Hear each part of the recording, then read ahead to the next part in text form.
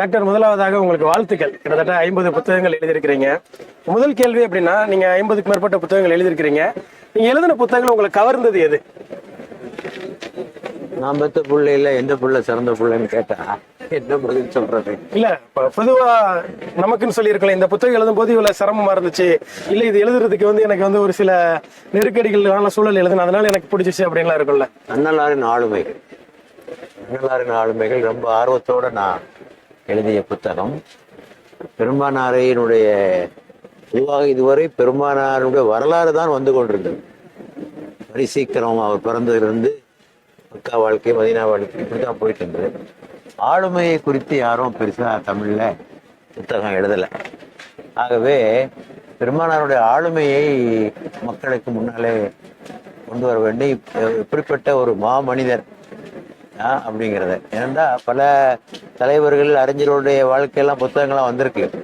அதையெல்லாம் படிக்கிறோம். அதையெல்லாம் படிக்கும்போது ஏற்பட்ட ஒரு உணர்வு பெருசா, அதை ரொம்ப பெருசா எழுதுவாங்க. பல பேர்களை சொல்லலை, பல உலக தலைவர்கள் அவங்க வாழ்க்கையில் நடந்த நிகழ்வுகள் எல்லாம். ஆனால் நபிகள் நாயக வாழ்க்கைக்கு முன்னால் அவையெல்லாம் ஒன்றும் இல்லை என்று நமக்கு தெரிந்தது. ஆகவே இவர் நபிகள் நாயகத்தினுடைய ஆளுமை பண்புகளை நாம் சரியான முறையில் ஒரு நூல் வடிவில் கொண்டு வர வேண்டும் என்று முடிவு செய்தேன். அதற்கு அதிக நாட்களும் பிடித்தன. அல்ஹம்துலில்லாஹ் அது நிறைவாக வந்திருக்கிறது. இன்னும் நிறைய மக்களை போய் சேர வேண்டும் என்பது என்னுடைய ஆசை. இப்போ இது 47வது புத்தக கண்காட்சி. நீங்க தொடர்ச்சியா எத்தனாவது கண்காட்சி, எத்தனை அட்டன் பண்ணிருக்கிறீங்க? நான் முதல் கண்காட்சிக்கு மட்டும் வரல, 1வது கண்காட்சிக்கு மட்டும் வரல. 46 ஆண்டுகளாக தொடர்ந்து வந்துட்டு இருக்கிறீங்க. இன்னைக்கு இருக்கக்கூடிய காலம் பாத்தீங்கன்னா ஏஐ டெக்னாலஜி எல்லாம் வளர்ந்துருச்சு. அப்படி இருக்கக்கூடிய சூழல் இங்க நம்ம நிறைய கூட்டங்கள் பாக்குறோம், புத்தக பிரியர்கள். இதை எப்படி பாக்குறீங்க நீங்க? நல்ல மகிழ்ச்சியா தான் இருக்கு. புத்தகங்கள் பிரியர்கள் பார்க்கிற போது 2 வகையான கருத்துக்கள் சொல்றாங்க. நிறைய பேர் பார்த்துட்டு போயிட்டே இருக்காங்க. ஒன்று புஸ்தகங்கள்லாம் ஒன்று வாங்குறது இல்லையோ, கண்காட்சிக்கு வந்த மாதிரி பார்த்துட்டு போயிடுறாங்க. வாசகர்கள் ஆழமான புத்தகங்களை வாங்குறது இல்லைன்ற ஒரு கருத்து இருக்கு. இன்னொன்று அப்படி இல்லை, வாங்கிட்டு போறாங்கன்னு சொல்லி போய் கருத்து இருக்கு. இது எப்படி இருந்தாலும் இந்த ஒரு புத்தக கண்காட்சிக்கு இவ்வளவு பேர் வர்றதே ஒரு ஆச்சரியமான பெரிய விஷயம்தான். 2 புத்தகம் 3 புத்தகங்களை வாங்கி கொண்டு போய் ஆண்டிலே அதை படித்தால் கூட போதுமானது. ஏனென்றால் புத்தகம் வாசிக்கிற பழக்கம் குறைந்து வருகின்ற இந்த காலகட்டத்தில் இத்தனை பேர் கண்காட்சிக்கு வருவதும், ஆர்வமாக பார்ப்பதும், புத்தகங்களை எடுத்துக்கொண்டு போவதும் நமக்கு மனதிற்கு நிறைவை தருகிறது. பாலஸ்தீனர்கள் பத்தி கொடுத்த நேர்காணல் சிறப்பா வைரலா போயிட்டு இருக்கு. நீங்க வீடியோ மட்டும் தான் கொடுத்துருக்கீங்களா, இல்ல அது சம்பந்தம் புத்தகங்கள் எழுதுறீங்களா? அது எப்போ வரப்போது அப்டேட்ஸ் இருக்குதா? எழுதி முடித்து மெய்ப்பும் பார்த்து முடித்தாகிவிட்டது. அட்டையும் தேர்ந்தெடுக்கப்பட்டு விட்டது. எந்த தருணமும் அந்த புத்தக கண்காட்சிக்கு வெளியே வரதுக்கு எப்படியும் 2-3 நாட்கள் அந்த புத்தகம் இப்போ இந்த புக் ஃபேர்ல வரதுக்கான வாய்ப்பு இருக்குன்னு சொல்றீங்களா? வாய்ப்பு இருக்கு. முடிஞ்சது, எல்லா வேலையும் முடிஞ்சது. நீங்க இந்த புத்தக பிரியர்களுக்கு என்ன சொல்ல விரும்புறீங்க இந்த ஆண்டு? நான் போன வருஷம் ஒரு கருத்து நீங்க சொன்னீங்க, இந்த வருஷம் ஒரு கருத்து சொன்னா கொஞ்சம் நல்லா இருக்கும். புத்தக பிரியர்களுக்கு நம்ம என்ன கருத்து சொல்றோம்னா, புத்தகத்தை வாங்கி வீட்டில் அடிக்கிறார்கள், அதை ஒரு அலங்கார பொருளாக மாற்றி விடாது. என்கிட்டயே இவ்வளவு புக் இருக்கு, நானும் கண்காட்சிக்கு போனேன், என்ன நிலைக்கு நீங்கள் ஆளாகாமல் ஒரு நாளைக்கு இத்தனை பக்கங்களை படிப்பது என்று ஒரு முடிவு செய்து கொள்ளுங்கள். அதுவும் இந்த நேரத்தில் அதைத்தான் படிப்பதை மட்டும்தான் செய்வது என்பதை முடிவு செய்து கொண்டு நீங்கள் படிக்க ஆரம்பித்தால்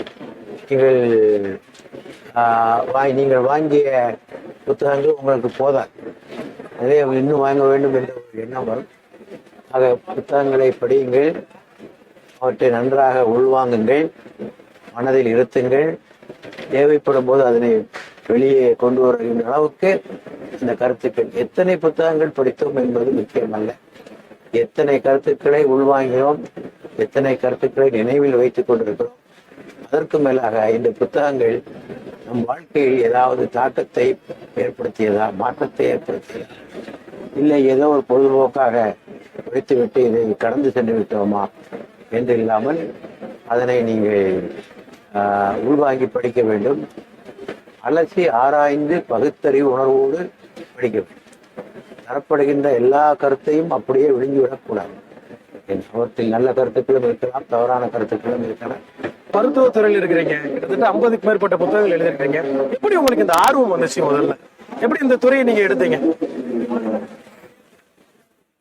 இந்த துறைக்கு நான் வந்தது நான் அடிக்கடி சொல்லியிருக்கிறேன். மௌலானா மௌதூதியுடைய நூல்கள் தான்.